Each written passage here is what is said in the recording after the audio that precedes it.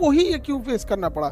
Spice jet है, आकाशा है, air India है, एयर इंडिया एक्सप्रेस है, इन फ्लाइटों को क्यों नहीं ऐसी दिक्कत आई? लोग घर पे बैठे हैं तो उन्हें ये नहीं पता चल रहा है कैंसिल हो गई है। एयरपोर्ट पे आने के बाद पता चल रहा है। एक अमूमन रिपोर्ट के अनुसार 15% ऐसे पायलट हैं जो अभी हवा में उड़ रहे हैं, लेकिन वो शरीर से इतने थके हुए हैं, मानसिकता से इतने थके हुए हैं बेचारे कि वो उड़ाने की स्थिति में नहीं है। कि इंडिगो मनमानी कर रही है तो इंडिगो मोनोपोली कर रही है, ये भी एक नैरेटिव चल रहा है यहाँ पर। एयर इंडिया को तो बर्बाद कर दिया गया, इंटरनेशनल कौन चाहिए, तो लोकल लायक नहीं बच गया था।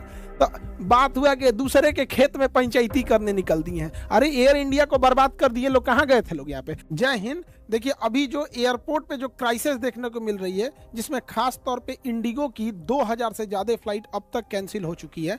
पूरे एयरपोर्ट पर इसको लेके अफरा तफरी मचा हुआ है और इसके पीछे क्या कारण है इसको हम लोग समझते हैं। और डीजीसीए ने ऐसा कौन सा रूल ले दिया था, कौन सा लिमिटेशन रूल ला दिया जिसकी वजह से ये प्रॉब्लम हुआ, और इंडिगो को ही ये क्यों फेस करना पड़ा? स्पाइस जेट है, आकाशा है, एयर इंडिया एक्सप्रेस है, इन फ्लाइटों को क्यों नहीं ऐसी दिक्कत आई, या फिर इंटरनेशनल फ्लाइट क्यों नहीं बाधित हुई? डोमेस्टिक में भी वो भी इंडिगो ही क्यों बाधित हुई, उसको समझते हैं।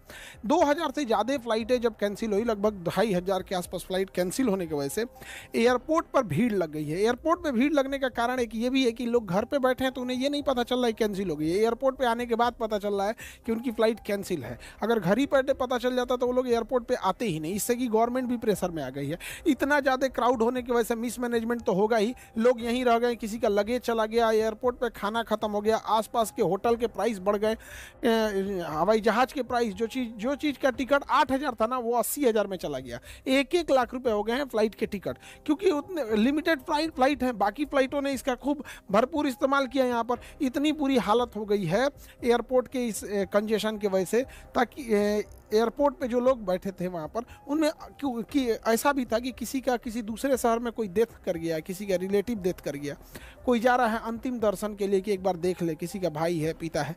अब वो फ्लाइटें कैंसिल हो गई है, वो जा ही नहीं पा रहा वहाँ। डेड बॉडी ज़्यादा देर तो रख नहीं सकता यहाँ पे। सैनिटरी पैड एक किसी फीमेल का किसी फादर ने अपनी बेटी के लिए मांग रहे थे। सोचिए कितने बड़े वहाँ पे केओस चल रहा होगा। कोई बीमार पड़ा है, पेशेंट को ले जा रहे होंगे, उस पेशेंट में भी कोई सीरियस पेशेंट होते हैं जिन्हें अभी भी इमीडिएट ले जाना होता है। हमेशा अमूमन फ्लाइट लोग इमरजेंसी में ही लेते हैं। यहाँ पर किसी की कनेक्टिंग फ्लाइट रहती है, जैसे कोई पटना से गया दिल्ली, दिल्ली से उसे अमेरिका या यूरोप की फ़्लाइट पकड़नी थी, तो यूरोप वाली तो रुकेगी नहीं, कनेक्टिंग के चक्कर में ये चला गया। यहाँ पे एक तो कर्नाटक के साइड में एक थे ऐसे हस्बैंड वाइफ थे जिनकी नई नई शादी हुई थी, रिसेप्शन पार्टी रखी गई थी, वो बेचारे दिल्ली में थे तो वीडियो कॉल पर सबको दिखाए। ऐसे हाल हो गया, किसी की शादी का मुहूर्त निकल गया। इसको समझते हैं। इंडिगो जो है इंडिया की सबसे बड़ी एयरलाइंस कंपनी है और एयरलाइंस कंपनी पे रूल रेगुलेशन बनाता है DGCA, director general of civil aviation. DGCA एक रूल लाता है कि फ्लाइट में कितने देर ड्यूटी करना है, तो फ्लाइट ड्यूटी टाइम लिमिटेशन। तो ये टाइम को लिमिटेड कर रहा था, थोड़ा रिड्यूस कर रहा था, सो डैट कि पायलट के लिए ये ठीक हो सके। तो flight duty time limitation FDTL, ये बार बार वर्ड यूज होगा, इसलिए इसे याद रखिएगा। ये मतलब ड्यूटी टाइम को कम करने के लिए इसे डीजीसीए ने लाया था यहाँ पर। और ये इससे फायदा किसको होता, तो इसे क्रू मेंबर को फायदा होता। अब ये क्रू मेंबर में कौन कौन आते हैं, तो क्रू मेंबर में 2 लोग आएंगे, पायलट आएगा और केबिन क्रू, जिसे हम लोग एयर होस्टेस बोलते हैं। तो अब एयर होस्टा भी आ रहा है अब सब, तो मतलब पहले फीमेल ही होती थी और अब तो एयर होस्टा भी आ गया है। एक्चुअल में क्या होता है कि air hostess is a part of flight, तो वो फ्लाइट का एक पार्ट होती है कि पैसेंजर आएंगे जाएंगे, फ्लाइट कभी ओवर बुक रहेगी, कभी खाली भी रह सकती है, कोई पैसेंजर ज़्यादा लगेज ले जाएगा, कोई कम ले, लेकिन फ्लाइट अटेंडेंट जो केबिन वाली जो 4 एयर होस्टेस रहती है वो फिक्स होती हैं वहाँ पे, तो उनको पार्ट माना जाता है। बेसिकली फीमेल को रखते हैं, एक उनका वेट भी कम होता है, दूसरा वो अच्छे से हैंडल भी कर लेती है, थोड़ी फ्रेंडली ज़्यादा बिहेवियर से बात कर लेते हैं। तो इसमें दोनों लोग आएंगे, पायलट और केबिन क्रू। छोटी फ्लाइट में 4 केबिन क्रू यानी 4 फ्लाइट अटेंडेंट होते हैं जो एयर होस्टेस, और 2 पायलट रहते हैं। लेकिन अगर इंटरनेशनल फ्लाइट है तो पायलट भी 2 एक्स्ट्रा जाएंगे और फ्लाइट अटेंडेंट भी ज़्यादा रहेंगे लोग। वो डिपेंड करेगा कितनी लंबी फ्लाइट है, कौन सा जहाज़ का मॉडल है। तो अगर ये टाइम लिमिटेशन कम होगा तो ये पूरे क्रू को कम होगा, ऐसा नहीं कि केवल पायलट का ही कम होगा, पूरे क्रू का कम होगा। इसमें कहा गया कि पायलट के लिए जो फ्लाइंग टाइम है, फ्लाइट टाइम है, फ्लाइट की ड्यूटी है, वो 8 घंटे फिक्स कर दी जाएगी। 8 घंटे फिक्स। ये फ्लाइट टाइम कैसे काउंट किया जाता है, जैसे ही पायलट इंजन चालू करता है वहाँ से काउंट होता है फ्लाइट टाइम। जैसे जहाज में बैठा हुआ है, अभी उसे क्लियरेंस नहीं मिला है, अभी लोग बोर्डिंग कर रहे हैं, जहाज में बैठने को बोर्डिंग कर जाता है, अभी उसमें खाना लोड हो रहा है, फ्यूल लोड हो रहा है, ये हो रहा है, तब तक वो फ्लाइट टाइम में नहीं काउंट होगा, वो काउंट होगा ड्यूटी टाइम में। मतलब ड्यूटी पे है, फ्लाइट पे नहीं है, फ्लाइंग नहीं कर रहे हैं।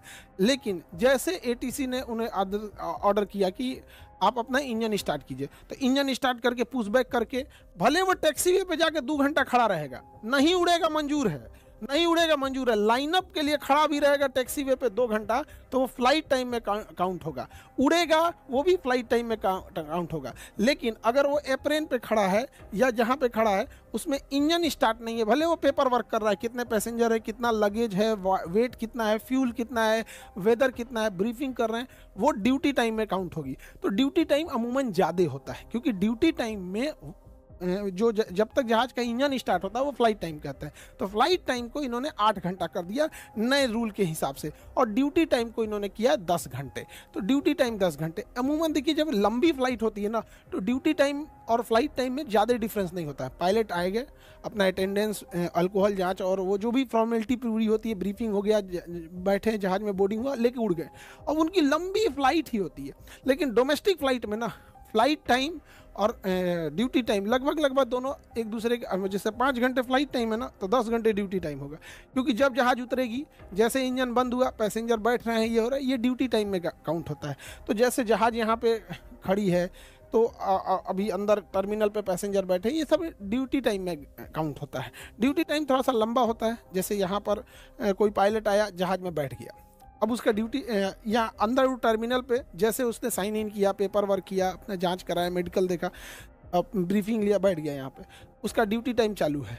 वो बात कर रहे हैं वेदर कैसा होगा, किस डायरेक्शन से जाना होगा, किस शहर में जाना होगा, क्या वहाँ का रूल है, क्या कैसे, वो सारा चीज़ पे है, तब तक ये ड्यूटी टाइम है। जैसे आदेश आया इंजन स्टार्ट हो गया, फ्लाइट टाइम।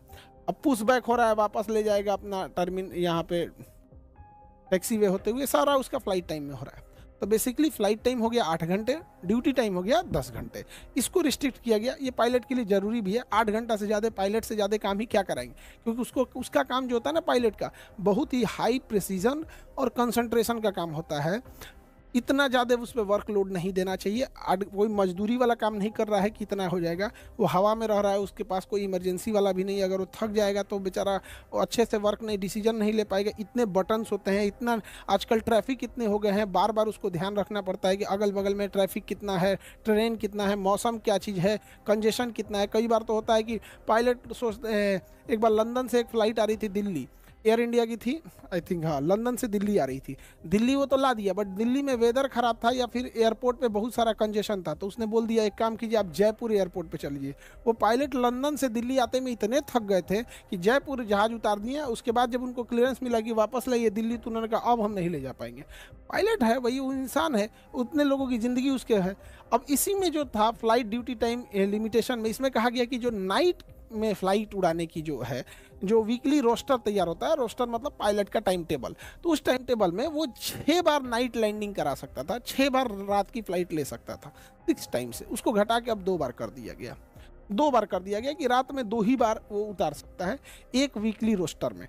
समझ कि हफ्ते में 2 बार नाइट लैंडिंग कर दिया तो वो उसका कोटा पूरा हो गया। अब इसके ऊपर नहीं ले जा सकते हैं। अब यहीं पे आ जाती है पायलट की शॉर्टेज। ऐसे देखिए, पहले जो पायलट 6 बार नाइट को कर सकता था हफ्ते में, अब वो 2 ही बार कर सकता है। और नाइट की फ़्लाइटें बहुत ज़्यादा हो गई हैं आजकल। हर इंसान जो खास करके जो बिजनेसमैन हैं, वो रात की ही फ़्लाइट लेना प्रीफर करते हैं, क्योंकि दिन भर वो अपना काम करेंगे, बिजनेस ड्यूटी जो करना होगा, रात में फ़्लाइट लेके चले आएंगे। अब पायलट की शॉर्टेज हो गई, जिस पायलट को हम 2 बार करा दिए, अब उसको तीसरा बार नहीं कर सकते हैं। तो एक यहाँ पर चेंजिंग आया था। इसके अलावा जैसे आप देखिएगा, सब लोगों को हफ्ते में रेस्ट मिलता है 1 दिन, संडे का। बहुत सारे ऑफिस में सैटरडे संडे 2 दिन मिलता है। हम लोग कोचिंग में हैं, हम लोग भी सैटरडे संडे क्लास ऑफ रखते हैं, सैटरडे संडे एक्स्ट्रा क्लासेस चलते हैं। तो यहाँ पे कहा गया है कि भाई अब पायलट को हफ्ते में 2 दिन की छुट्टी देनी होगी। पहले 36 घंटा यानी 1.5 घंटे की छुट्टी थी, अभी 48 घंटा यानी 2 दिन की छुट्टी होगी। अब वो 2 दिन कोई ज़रूरी नहीं है कि सैटरडे संडे, कुछ पायलट को सैटरडे संडे मिल सकता है, कुछ पायलट को मंडे ट्यूसडे। एक ही बार सारे पायलट को भेज देंगे सैटरडे संडे, तो पता चला सैटरडे संडे फ्लाइटें नहीं उड़ेगी। वो रोस्टर बाई रोस्टर बांट दिया जाएगा कि किसको कितनी फ्लाइट उड़ानी है। साथ में एक और कहा गया है कि जो रेस्ट का 2 दिन है, रेस्ट का 2 दिन है वो अलग काउंट होता है और लीव का 2 दिन अलग काउंट होता है। सपोज कीजिए कि पायलट फटीक मतलब बीमार पड़ गया, अब वो रेस्ट किया है 48 घंटा अलग है, बीमार पड़ गया, थकान हो गया, उसका सर दर्द कर रहा है, कुछ भी प्रॉब्लम है, तो वो उसने कह दिया कि भैया हम 2 दिन नहीं आएंगे, तो ये 2 दिन उसका छुट्टी में है। अब वो कह दिया कि भैया अब हम 2 दिन नहीं आएंगे। सपोज कीजिए कि उसने कहा कि 2 दिन नहीं आएंगे, तो थर्सडे फ्राइडे उसने कह दिया कि हम 2 दिन नहीं आएंगे, तो कंपनी कहेगी कि ठीक है सैटरडे संडे आओ। तो कई बार ऐसा क्या होता है कि किसी पायलट का सपोज कीजिए कि सैटरडे संडे ऑफ दिया गया है, उसका रेस्ट टाइम दिया गया है, और उसने क्या किया थर्सडे फ्राइडे छुट्टी ले लिया फटीक होने की वजह से, तो ऐसा कंपनी नहीं कह सकती कि भैया तुमने तो 2 दिन छुट्टी ले ही लिया, अब तुम अपने रेस्ट वाले टाइम पे भी आ जाओ क्योंकि पायलट की कमी है। ऐसा नहीं होगा, जो उसका रेस्ट वाला टाइम है वो रेस्ट वाला ही टाइम रहेगा, उसमें वो बीमार है या नहीं है। अगर वो बीमार है, फटीक है, थका हुआ है, एक्स्ट्रा छुट्टी लेता है तो उसे एक्स्ट्रा छुट्टी लिया जाएगा, कंपनी डिसाइड करे उसकी सैलरी से काटना है या उसके सीएल से काटना है यहाँ पे, बट उससे दोनों में ओवरलैप नहीं किया जाएगा। दूसरा, हर कंपनी को डीजीसीए को अपने अपने पायलट के फटीक रिपोर्ट देनी होंगे, यानी थकान, बीमार पड़ा, उसका रिपोर्ट देना होगा हर मंथली कि कौन पायलट कितना बीमार पड़ा। एक अमूमन रिपोर्ट के अनुसार 15% ऐसे पायलट हैं जो अभी हवा में उड़ रहे हैं, लेकिन वो शरीर से इतने थके हुए हैं, मानसिकता से इतने थके हुए हैं बेचारे कि वो उड़ाने की स्थिति में नहीं है। यानी ये सारा नियम आया था पायलट को ध्यान में रखते हुए। पायलट एसोसिएशन इसकी बहुत लंबे समय से मांग कर रहा था। इसको कोर्ट के कहने पर लागू किया गया। टोटल 22 प्रावधान थे, 22 प्रावधान में से 15 प्रावधानों को जुलाई में लागू किया गया। तो 22 में से 15 को जुलाई में लागू किया गया। जो ज़्यादा टफ थे 7 प्रावधान जो थे उसे नवंबर में लागू किया गया। जैसे ही नवंबर में लागू हुआ, नाइट ड्यूटी वाला यहाँ पर पूरा कियोस क्रिएट हो गया, पूरा तरह से अस्त व्यस्त हो गया यहाँ पर। अब देखते हैं गवर्नमेंट का क्या कहना है। गवर्नमेंट परेशान हो गई। गवर्नमेंट से इंडिगो कह रही थी कि हमें फरवरी तक का टाइम दे दीजिए, फरवरी तक का टाइम दे दीजिए। गवर्नमेंट डीजीसीए ने कहा नहीं, एकदम स्ट्रिक्ट है, हम आपको टाइम नहीं देंगे। इंडिगो ने छोड़ दिया, जा अब टाइम कैसे नहीं दीजिएगा। अभी मजबूरी में हमारे एविएशन मिनिस्टर ने फरवरी तक का एक्सटेंशन दे दिया, मजबूरी में दे दिया फरवरी तक का इंडिगो के आगे। अच्छा, कई लोग का कहना है कि मतलब एक ये भी है कि इंडिगो ज़बरदस्ती कर रहा है, तो भैया तो एयर इंडिया से कहो कि भैया तुम क्या अपना फ्लाइट कर रहे बढ़ा दिए हो, क्योंकि इंडिगो एयर इंडिया मिल के 90% जहाज उड़ाते हैं, इन्हीं दोनों के पास है। 65% तो इंडिगो के पास है, तो बाकी बचा लगभग जो 20-22% जो भी बचता है वो एयर इंडिया के पास है। तो एयर इंडिया अपना कहा है 15,000 का टिकट कर दिया 1 लाख रुपया, उसको भी करो। खाली इंडिगो पे देख रहे हो, इसको भी कहा नहीं प्राइस कैप लगाते हैं यहाँ पे, जितना मन उतना ले लेंगे लोग, ज़बरदस्ती है। और रिफंड पॉलिसी कोई मतलब नहीं। भाई दी आपका फ्लाइट छूट गया, 2 घंटा पहले आप चिल्लाते रहिए भैया मेरा हमको नहीं जाना है, पैसा वापस कर, नहीं करते हैं सब यहाँ पर। भाई अगर किसी ने टिकट बुक किया है और वो टाइम रहते हुए 5 घंटा पहले कह दिया कि हम अब इसे कैंसिल करते हैं, तो आप उसके पैसे को होल्ड कर लीजिए। अगर उसका कैंसिल किया हुआ टिकट बिक जाता है तो इसका रिफंड कर दीजिए, नहीं बिकता है तब आप काट लीजिए। नहीं, सबका जबरदस्ती है, ना ना ना हम नहीं देंगे। यहाँ पे बहुत जबरदस्ती है इन सब का भी, बहुत ज़्यादा। तो एक तो एयर इंडिया मजबूरी का फ़ायदा उठा रहा है, और इंडिगो पे कई आदमी का ये है कि इंडिगो मनमानी कर रही है, तो इंडिगो मोनोपोली कर रही है। ये भी एक नैरेटिव चल रहा है यहाँ पर। देखिए, कोई कंपनी जो इतनी बड़ी कंपनी है इतना बड़ा अपना छवि खराब नहीं करेगी, तो कभी ना कभी जो नियम बनाने वाले लोग हैं उन्हें भी एक बार धरातल पे आने के बाद नियम बना के देखना चाहिए कि वो ज़मीन पे पर लागू हो पाते हैं कि नहीं लागू हो पाते हैं। कई बार ऐसे नियम बन जाते हैं जिसको ज़मीन पे लागू करना बड़ा मुश्किल हो जाता है। तो एक बार एयरलाइंस कंपनियों को भी और पायलट्स को भी, दोनों को बैलेंस लेके चलना है। एयरलाइंस कंपनियों के सामने का कहना है कि देखिए हम लोग के पास मजबूरी क्या है कि ये लोग पायलट ले आते हैं, लो कॉस्ट फ्लाइंग उड़ाते हैं। इनके पास कोई पायलट 10 साल 15 साल जब ड्यूटी कर लेता है, अच्छा एक्सपीरियंस हो जाता है, तो ये कंपनी सोचती है कि चलो उस एक्सपीरियंस पायलट के अंदर में दूसरे पायलट को ट्रेंड कर देंगे यहाँ पे। तब तक कोई अमेरिका की कंपनी आएगी, चाइना की कंपनी आएगी, यूरोप की कंपनी आएगी, उनके पास डॉलर है, डॉलर महंगा है, उनको क्या है, उनके पास डॉलर है, वो कहेंगे आओ हम तुमको 5 लाख के जगह 8 लाख देंगे। उनके लिए सस्ता है क्योंकि उनका डॉलर महंगा है यहाँ पे, अब यहाँ से चले जाएगा। तो एक बार कभी इन एयरलाइंस वाले का भी सोचा जाता है, उनको भी चलाने की जिम्मेदारी है। और इंडिगो ही वो कंपनी थी जिसने, आज भी इंडिगो का किराया बाकियों से सबसे सस्ता है। वो ना खाना देता है ना कोई फैसिलिटी देता है। उसका कहना है कि हम भैया एक जगह से दूसरी जगह ले जाने, और सबसे जल्दी दूर दूर तक कनेक्टिविटी भी इंडिगो ही देता है। तो एक बार जब भी कोई डिसीजन बनता है ना, वैसे बनाना चाहिए। ऐसे देखिए मुखर्जी नगर से डिसीजन बना के सारा कोचिंग खाली करा दिया, हम लोग को जाना जाना पड़ा वजीराबाद मेट्रो स्टेशन के वहाँ से, फिर वहाँ से उठा के हम लोग को जाना पड़ा आज़ादपुर मेट्रो स्टेशन। तो अभी हम लोग गए हैं आज़ादपुर मेट्रो स्टेशन, पूरा मुखर्जी नगर साफ कर दिया, ख़त्म कहानी कर दिया यहाँ पे। तो बिना एक बार कुछ डिस्कस किए कुछ भी आराम से वहाँ बैठ के नियम बना देते हैं लोग, वो अलग बात है यहाँ। तो अगर यही नियम इंडिगो कंपनी, ये जितने भी कंपनी हैं उनके साथ, पायलट के साथ ऐसा नहीं है। अगर वो मान के चलिए 3 मंथ का एक्सटेंशन मांग रहे थे, दे देना चाहिए, अभी दे दिए ना, मजबूरी में हो गया। ये दिखने लगा मोनोपोली क्या होती है। और कई आदमी का कहना है कि एयर इंडिया रहता है, सरकार इंटरनेशनल सिविल एविएशन ऑर्गेनाइजेशन के हिसाब से अपने आप को बना रही है, जिसे आईकाओ कहते हैं, कि इंटरनेशनल स्टैंडर्ड के हिसाब से इंडिया का लेवल बनेगा। वाह, ये डीजीसीए का कहना है कि भारत को इंटरनेशनल स्टैंडर्ड। जब एयर इंडिया सरकार का था तो ये ख्याल नहीं आया था कि इंटरनेशनल बनाए। एयर इंडिया को तो बर्बाद कर दिया गया, इंटरनेशनल कौन चीज, तो लोकल लायक नहीं बच गया था। तो बात हुआ कि दूसरे के खेत में पंचायती करने निकल दिए हैं। अरे एयर इंडिया को बर्बाद कर दिए लोग, कहाँ गए थे लोग यहाँ पे। 2012 से एयर इंडिया का एक जहाज खड़ा था कलकत्ता एयरपोर्ट पे, तब एयर इंडिया सरकारी हुआ करती थी। 2012 से था, 14 साल बाद, 15 साल बाद कलकत्ता एयरपोर्ट एयर इंडिया को कहा कि आपका एक जहाज पड़ा है, उसका पहले भाड़ा दे दीजिए, इतना देर स्टैंड में रखे थे, और इसको ले जाइए। तो एयर इंडिया अब तो सरकारी से टाटा की हो गई। वो खोजा पुराना फाइल तो पता चला ओहो यहाँ पार्किंग में खड़ा है, दूसरा इसका एक जहाज खड़ा है। तो जब सरकार का रहता है तो स्टैंडर्ड नहीं, आप थोड़ा स्टैंडर्ड करके देखिए इंटरनेशनल स्टैंडर्ड के हिसाब से रेलवे को, नहीं वहाँ नहीं। हाँ, जो प्राइवेट हैं जो अपना चला रहे हैं उनको हम नियम सिखाएंगे। यहाँ पर प्राइवेट स्कूल पे नियम आएगा, प्राइवेट सारी चीज़ों पे आएगा, यानी सरकारी पे नियम ला के देखिए स्कूल चलियो रहा है कि नहीं चल रहा है, ढह जाएगा स्कूल का बिल्डिंग। लेकिन ना, प्राइवेट कोचिंग है, प्राइवेट इंस्टीट्यूट है, 8 को दरवाजा होना चाहिए, छत की ऊंचाई इतनी होनी चाहिए, हवा इधर से आना चाहिए। सरकारी स्कूल में बिल्डिंगें ढह गई।